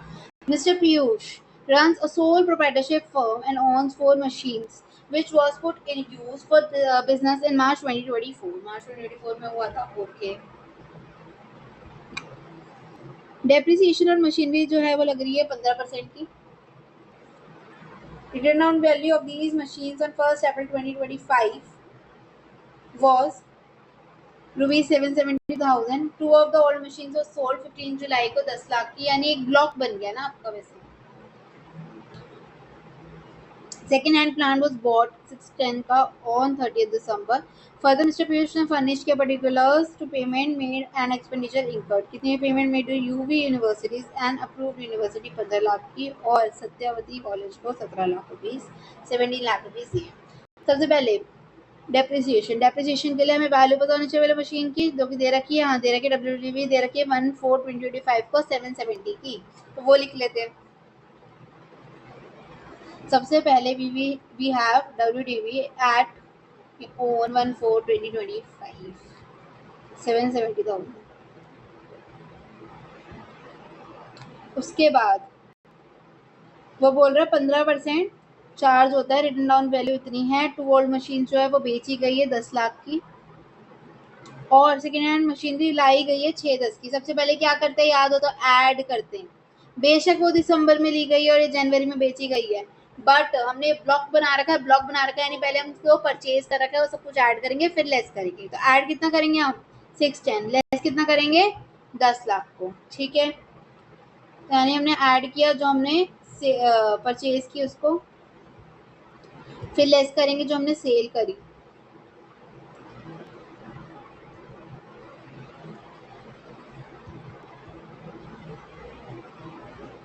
ठीक है, तो आपका WDV आ जाएगा 31/3/2026 को, एक साल बाद कितना 380,000, कितना 380,000। Now depreciation at the rate कितना दे रखा है 15%। देखो आप क्या लिख रखा है, सोल्ड हुई थी 15 जुलाई को और सेकेंड हैंड लाए थे 6-10-30 दिसंबर को। देखो हमें 25-26 की डेप्रिसिएशन निकालनी है। ठीक है, हमें 1/4/2025 का दे रखा है, हमें 31/3/2026 को उसकी डेप्रिसिएशन निकालनी है। डेप्रिसिएशन निकालने में WDV निकाली, उसमें हमें 15% लगाना है।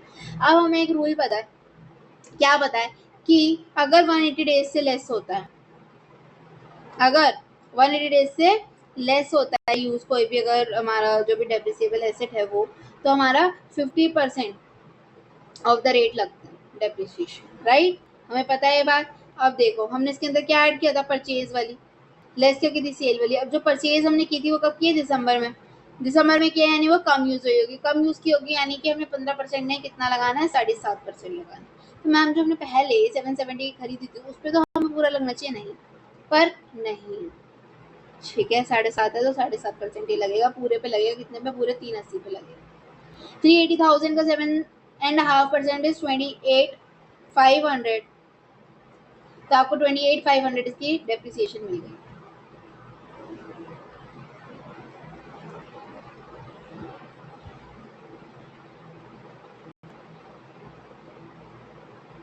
देखो opening WDV of the block 15% as on 1/4/2025 क्या इतना आएगा, 770,000। उसके बाद हमने कॉस्ट जो है 180 डेज से कम की थी तो 610 की वो ऐड करी, उसका टोटल ब्लॉक वैल्यू आ गया, फिर हमने लेस किया 10 लाख का, क्यों सेल्स कंसिडरेशन का WDV आ गया एज ऑन 31/3/2026 380, ठीक है। फॉर डेप्रिसिएशन और डेप्रिसिएशन की कैलकुलेशन करेंगे, देखो since the closing WDV 380,000 is less than the cost of asset दिसंबर 2025 को, जो हमारी 380 है वो क्या है, कम है 610 से, राइट। यहाँ पे जो 610 है इससे 380 हमारी कम है, जो हमने खरीदी थी, ठीक है। 380,000 is closing WDV is less than the cost of asset acquired which was put to use for less than 180 days, क्योंकि ये वाली ज्यादा है इसलिए हमें 7.5% लगाना पड़ रहा। अगर तो WDV हमारे यहाँ पर ज्यादा आता तो हमारा लग जाता पूरा 15%, लेकिन ठीक है, since the value of the block as on 31st 3/2026 represent part of actual cost of second hand plant purchased in December which has been put to use for less than 180 days, इसलिए 7.5% लग जाए, ठीक है। Now second part क्या बोलते हैं, capital gain निकालना है liable to tax.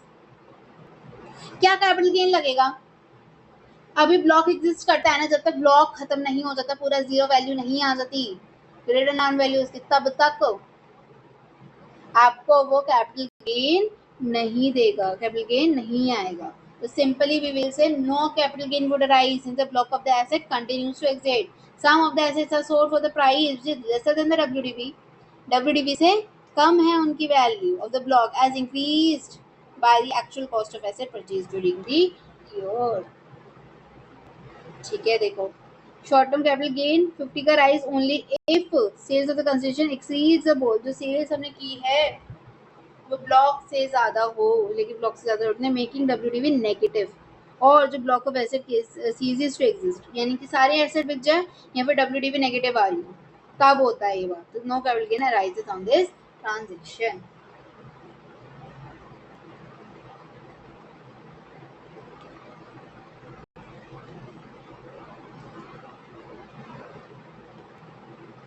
Third, deduction available under section 35 if he has shifted out of the default tax regime। हमें डिडक्शन कितनी अवेलेबल होगी अगर वो सेक्शन 35 के अंदर अगर वो शिफ्ट आउट हो गया डिफॉल्ट टैक्स रिजीम से, मतलब पुराने में चला गया ओल्ड टैक्स रिजीम में चला गया, तो बता दो। दो चीजें बात हुई थी, दो चीज की बात हो रही है यहाँ पे, एक तो payment to the scientific research जिसमें यूवी यूनिवर्सिटी है, जो अप्रूव्ड यूनिवर्सिटी है, अप्रूव्ड है, अप्रूव्ड है यानी 100%। ये वाली अप्रूव्ड है क्या, नहीं है, तो यहाँ पे क्या आ जाएगी, नील बटा सन्नाटा, ठीक है। देखो 100% 15 0 nil 15, since it is not mentioned as an approved university तो वो क्या आ जाएगा, नील आ जाएगा उसका, ठीक है। Now half year depreciation rule failing to apply 50% पूरा का पूरा मत लगा देना, 100 डेज से कम है। Weighted deduction note that the weighted deduction 150% under section 35 has been removed. ये आप याद ही मत करो, आपको तो 100% ही याद होगा, नहीं छोड़ो, deduction is always 100% of the contribution, ठीक है। नाउ 3B क्या है, आपको कैपिटल गेन के बारे में, आपके कंप्यूटर कैपिटल गेन चार्जेबल नीचे दे रखा है वो कॉस्ट इन्फ्लेशन इंडेक्स रेट के। Asif, mister Asif bought a vacant land 80 lakhs के लिए मार्च 2005 में, रजिस्ट्रेशन अदर एक्सपेंसेस व 10% of the cost of land which is 8 lakhs, ठीक है। Constructed constructed a residential building on the said land 100 lakh की during the financial year 2006-7 में. He entered an agreement sale के लिए residential house with Mr. Hari, not a relative, in July 2025. Sales जो थी consideration वो fixed थी 600 lakhs में हुई on the date of agreement. उन्होंने 20 लाख रुपए रिसीव कर लिया as an advance. The stamp duty value on the date was 620 lakhs. Sale deed जो एग्जीक्यूट हुई थी रजिस्टर्ड हुई थी 10 to 2026 को. However the stamp duty valuation authority has revised the value since the value property stamp duty value purpose 670. RC paid 1% of the brokerage on sale consideration जो उसको receive हुआ. Subsequent to sales, Mr. Asif made investment in NHA bonds. 45 lakh on 29/5/2026 और 15 लाख का on 12/7/2026. Okay, इसका provision याद है. सबसे पहले तो फॉर द सेल्स कंसिडरेशन देखो कौन कौन सी वैल्यूज हमें दे रखी है. हमें दे रखा है एग्रीमेंट पे. देखो सेल कंसिडरेशन हुई थी 600 एक्चुअल सेल्स कंसिडरेशन, ठीक है. और स्टैम्प ड्यूटी वैल्यू आ रही है 670 और आ रही है 620.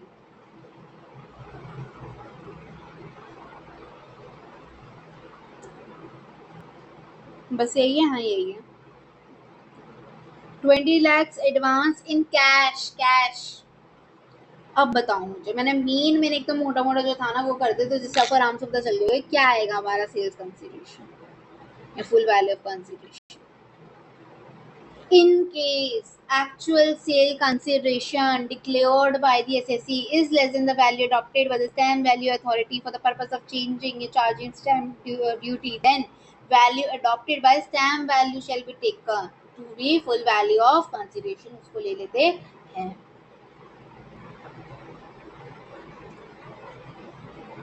ठीक है. In a case where the date of agreement is different from the date of registration, stamp duty value on the date of agreement can be considered, provided whole or part of the consideration is paid by the way of account pay check, bank draft या ECS through bank account or on or before the date of agreement. Or where the stamp duty value does not exceed 10% of the sales consideration received or accruing as a result of the transfer. जब stamp duty value नहीं है ज़्यादा 110% से, वहाँ पे consideration सो received और accruing shall be deemed full value of consideration. अब यहाँ पर क्या हो रहा है, एडवांस हमें 20 लाख मिला लेकिन कैश में मिला है, तो स्टैम्प ड्यूटी वैल्यू हम कौन सी वाली डेट की लेंगे, डेट ऑफ एग्रीमेंट की नहीं ले सकते. Full value of consideration as a full value of consideration हम नहीं ले सकते. तो स्टैम्प ड्यूटी वैल्यू में कौन सी डेट की लेनी पड़ेगी, रजिस्ट्रेशन की. ठीक है. हमें 6/20 जो है ना ये वाली नहीं लेंगे क्योंकि हमें रिसीव हुआ कैश में, ESC में नहीं हुआ, हमें ECS में नहीं हुआ, बैंक पे चेक में नहीं हुआ, बैंक ड्राफ्ट में नहीं हुआ. अब यहाँ पर जो हमने स्टैम्प ड्यूटी वैल्यू ली है दैट इज 670 और जो है 600, इसमें क्या है, since stamp duty value on the date of registration exceeds 110% of the actual consideration, stamp duty value on the date of registration would be full value of consideration that is 670. हमें full value of consideration लेना पड़ेगा कि हमें 670 मिला. अब इसमें हम क्या लेस करते हैं, हमारी ब्रोकरेज कितने की है, 1% लिखी थी, तो 670 की 1% कितनी हो जाएगी, 67. ऐसे करना है नहीं, ये किस पे लेते हैं ब्रोकरेज, वेरी मेन ब्रोकरेज हम हमेशा लेंगे जो हमारी एक्चुअल सेल्स कंसिडरेशन है. एक्चुअल सेल्स कंसिडरेशन कितनी है, 600 की, हमें सही में मिला तो 600 का 1% लेंगे विच इज 6 लाख. ठीक है. तो उसके बाद हमारे पास आएगी नेट सेल्स कंसिडरेशन 664 लाख.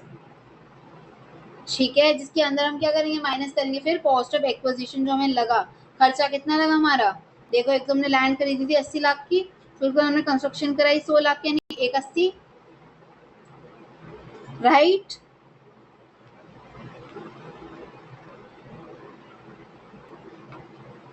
और अदर एक्सपेंसेस भी हुए थे 10% of the cost of land के.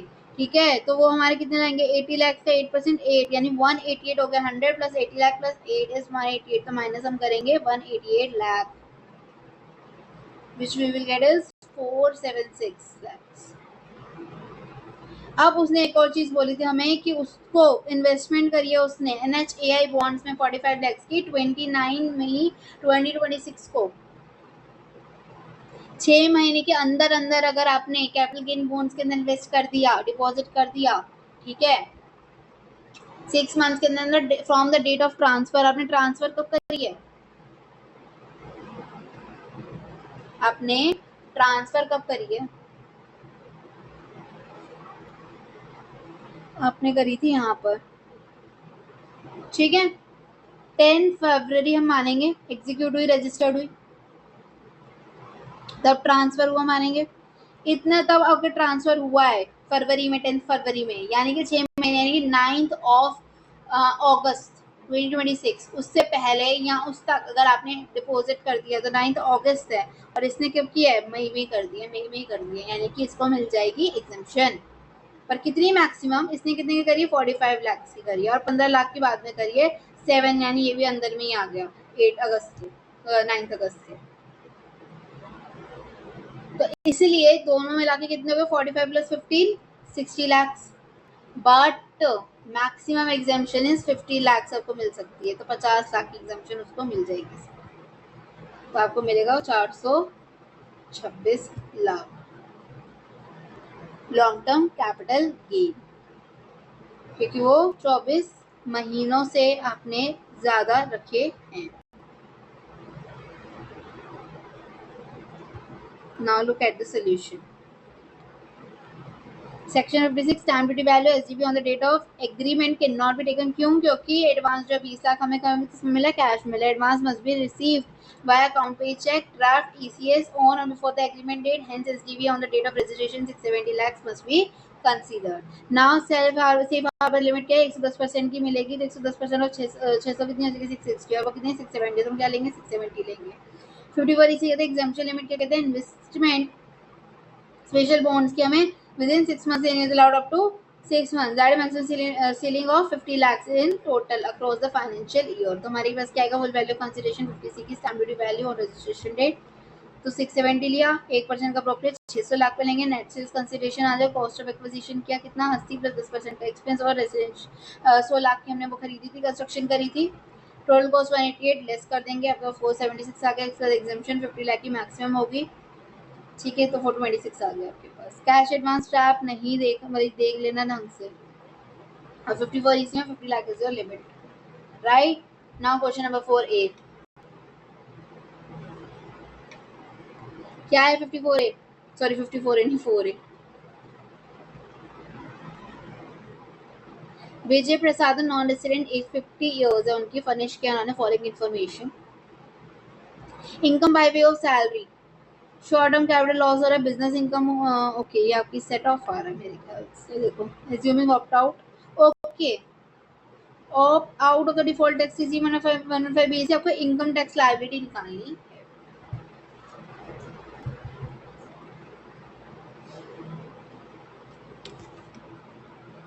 यानी कि पहले इनकम कैलकुलेट करेंगे, then we will do tax calculation. सबसे पहले क्या दे रखी थी? सैलरी कितने की? 275,000। देन है short term capital loss, capital gain में, चलो इसको हम करते हैं ऐसे नहीं करते। ये देखो income from by way of salary है ना, सबसे पहले सैलरी,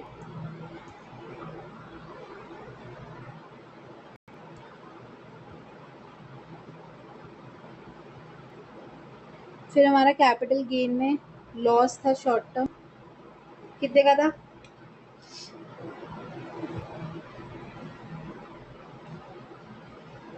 185,000 का। फिर बिजनेस इनकम, दोनों इनकम है, एक रिटेल बिजनेस है, एक होलसेल बिजनेस है, 120, इसमें तो लॉस हो रहा है 1 लाख। हाँ चलो,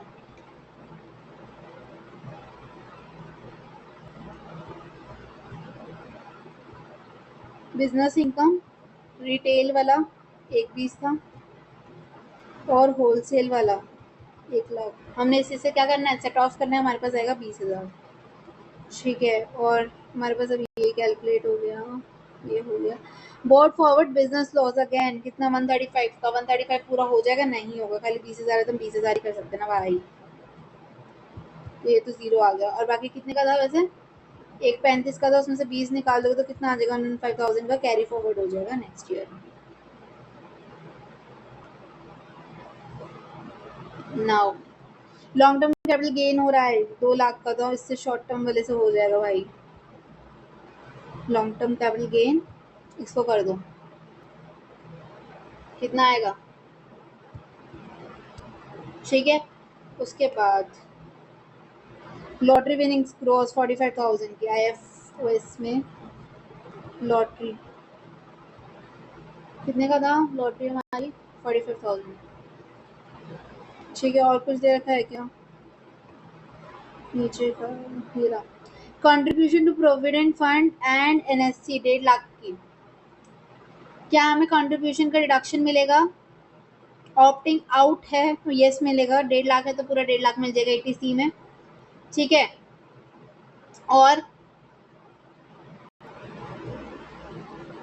income of minor daughter Manisha from special talent 2 lakh. Special talent है भाई, स्पेशल टैलेंट यानी कि वो अलाउड नहीं होगा उसके अंदर, क्लब यहाँ पे नहीं होगा क्योंकि स्पेशल टैलेंट है तो उसकी खुद की इनकम है। ओके, सो बेटा हम यहाँ पर क्या करेंगे? डिडक्शन लेंगे, पहले तो ग्रॉस टोटल इनकम निकालेंगे, फिर यहाँ पे हम डिडक्शन लेंगे ATC का 1.5 लाख का। ठीक है, और हमारी एक नोट भी लिख देना कि इनकम क्लब्ड, कैसे लिख रही हो, क्लब्ड नहीं होगी। ठीक है, क्योंकि वो स्पेशल टैलेंट से हुआ है बच्चे के इनकम, इसलिए। ओके, सैलरी 275, कैपिटल गेन आपका आ गया 15,000, PGPP आपकी बची नहीं, और आपका ये 115,000 आपका जो है क्या हो जाएगा? कैरी फॉरवर्ड हो जाएगा। लॉटरी 45,000 है ना? ठीक है, तो income 275 plus PGPP 0 plus capital gain 15,000 plus 45,000, your GDI will be 335,000। इसमें हम लेस करेंगे 150 को तो हमें क्या मिल जाएगा? NDI 185,000।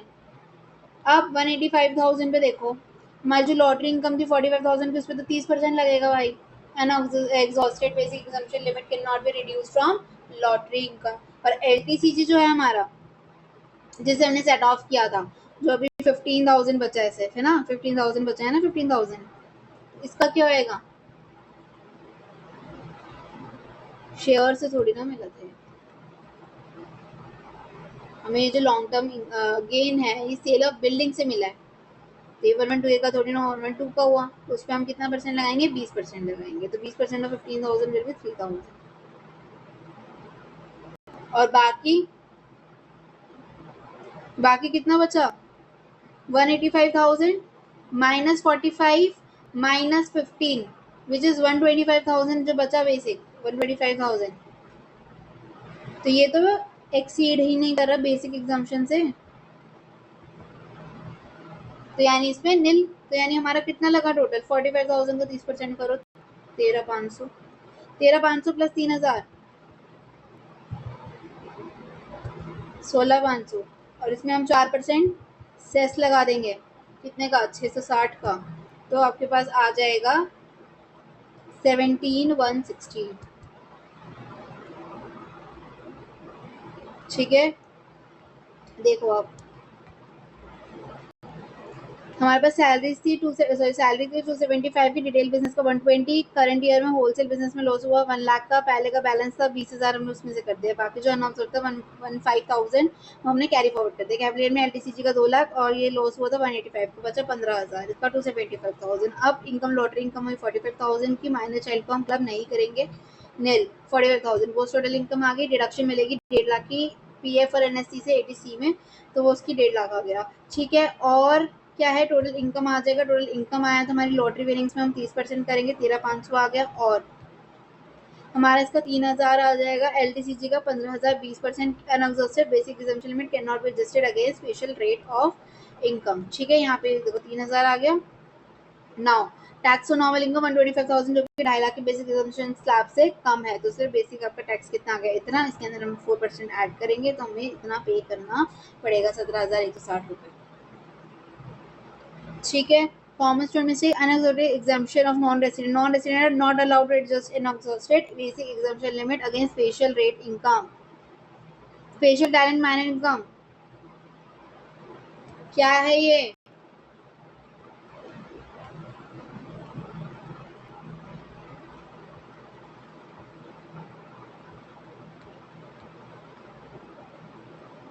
Non resident. चलिए नाउ 4B.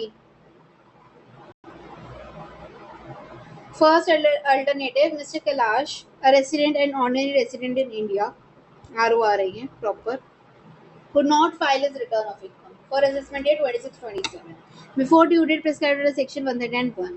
ठीक है, नॉर्मल वाली। इस पर मिस्टर कैलाश टैक्स उन्होंने एडवाइस किया टैक्स कंसल्टेंट से, what are the consequences for non filing of return of income within due date under section 139(1). क्या कंसिक्वेंसेज हैं अगर आपने फाइल नहीं की return of income due date के अंदर अंदर 139(1) में?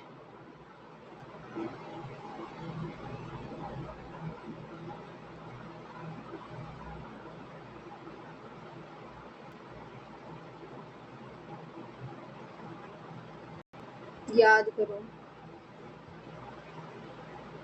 कुछ याद आ रहा है? 234A होता था कुछ, 234B का हमने अभी कैलकुलेशन किया है, 234F होता है एक, और हमने अभी अभी ऊपर जिसका कैलकुलेशन किया कैरी फॉरवर्ड का, तो वो सब नहीं कर पाओगे आप। एक तो सबसे पहले आपको 234A में क्या देना पड़ेगा? इंटरेस्ट देना पड़ेगा, interest under section 234A 1% per month के हिसाब से, यहाँ पे part of the month for the period जितना हमने डिले किया है। एडवांस टैक्स देना पड़ता है, नहीं दिया, लेट दिया मतलब उसका 234A। 234F किस बात का? 5,000 लगेगा, 5,000 234F में 5 का है, ठीक है। कैसे याद करोगे? 234F है, F यानी 5,000 का लगता है। Late fee of 5,000 would be payable under section 234F अगर जब रिटर्न ऑफ इनकम में आपने फाइल नहीं करी ड्यू डेट से पहले पहले अंडर ऑफ सेक्शन 139(1). और बताया था वो 1,000 से ज़्यादा नहीं होगी अगर आपकी इनकम 5 लाख तक है तो, ठीक है, 5 लाख तक है तो। अगर 5 लाख से ज़्यादा है, 5 लाख से ज़्यादा है तो 5,000 है, नहीं तो 1,000। 234F 234A में 1% ऑफ द मंथ या part of it per month. और कैरी फॉरवर्ड के लिए क्या था कि लॉसेस सेट ऑफ नहीं होते हैं, कैरी फॉरवर्ड नहीं होते हैं। Business loss, speculation business loss, specified business loss, capital gain, owing and maintaining of resources, ये सब कैरी फॉरवर्ड सेट ऑफ नहीं होंगे, ठीक है। अगर आपने ये कर दिया तो, नहीं भरी हो तो डिले कर दिया। If Mr. Kailash fails to file his income return on or before the due date specified 139(1) में, he will face the following circumstances. क्या mandatory interest 234A का interest at the rate 1% per month or part of the month is chargeable on the self-assessment tax payable. The interest is calculated from the date immediately following the due date under section 139(1) up to the date of actual furnishing of the return. Late filing fee for 234F में FI5 is filed after the due date, लेकिन relief मिलता है small tax payers को जिनकी 5 लाख तक income है, total income है, उनको 1,000 देना है maximum. Loss of right to carry forward in certain losses, जैसे कि following losses can not be carry forward to the subsequent year if the return is filed after due date. क्या? Business loss, speculative and non speculative, capital losses, short term and long term, loss from activity owning and maintaining resources, loss under house property 71 year unabsorbed depreciation can still be carry forward even if return is filed late, ठीक है। House property की और depreciation unabsorbed वाले। और loss of deduction in chapter 6A कौन सा? Deduction under heading C, deduction in respect of certain income, जैसे कि QQB, RRB, IA, IB, JJA will be completely denied if the return is submitted late. JA का था वो वाला employees वाला, QQB आपकी रॉयल्टी, RRB वाली भी बुक्स वाली, ठीक है। Now 4B second alternative, Mr. Naksh has undertaken certain transactions during financial year 25-26 which are listed below. You are required to identify the transactions respect in which quoting of PAN is mandatory. आपको बताना है कि इन alternatives में PAN mandatory है या नहीं है। सबसे पहले payment of life insurance policy है 40,000 की, लाइफ इंश्योरेंस पॉलिसी 40,000 की, अकाउंट पे ही चेक से दिया है।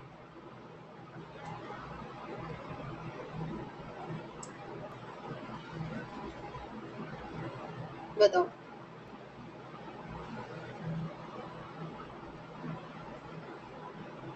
Why no? Because the amount paid does not exceed rupees 50,000.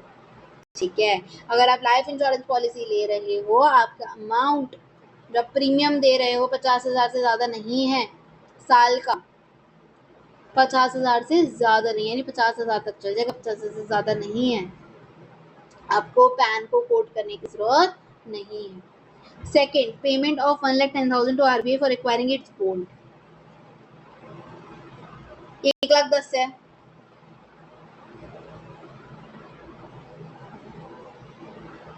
Since the amount paid exceeds 50,000, SBI को for issue of credit card apply करते हैं हमेशा, बेटा याद रखना, क्रेडिट कार्ड वगैरह के लिए हमेशा मैंडेटरी होता है, ठीक है, banking company for issue of credit card हमेशा।